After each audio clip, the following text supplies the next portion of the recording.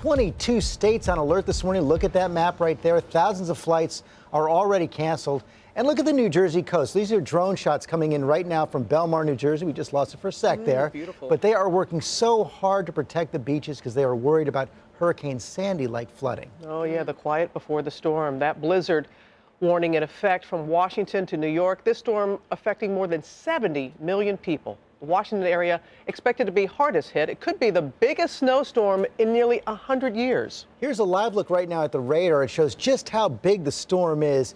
And, you saw it already sweeping across the south. Dozens of reports of severe weather overnight, including a tornado and massive hail.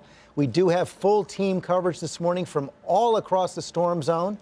And ABC's Steve Osunsami starts us off in Asheville. Good morning, Steve.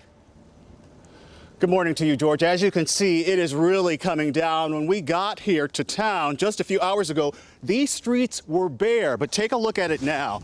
We see at least 1 to 3 inches of snow piling up on the streets here, and they're telling us that in the mountains, it could get up to a foot. Overnight, the storm refused to take a break. A tornado in Mississippi pushed over trees and peeled off roofs, and the threat of more severe weather is spreading to Florida this morning. In Arkansas, drivers are sliding off the roads. This NASA satellite image shows the size of the snowstorm sweeping through the east and south. In all, at least 70 million people are sitting right in the way of punishing weather. At least 6 governors have declared a metro area is expecting the worst, a blizzard like they've never seen, as much as 30 inches of snow. Because of the blizzard coming, they don't want to get stuck here. Authorities are shutting down the trains all weekend. We cannot risk putting our customers out there and then leave them stranded. Truckloads of salt are standing by.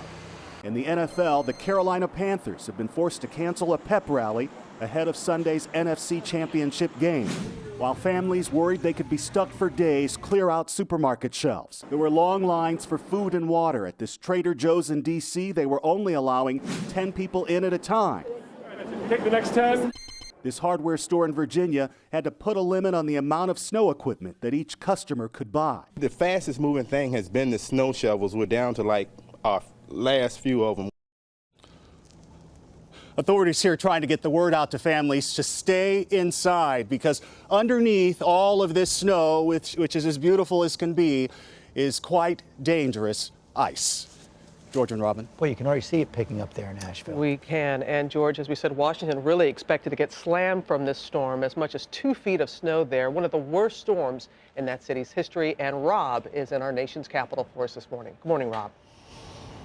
Good morning, Robin. They don't get more than 20 inches very often. Matter of fact, it's only happened twice, and it may happen again. They are frantically preparing.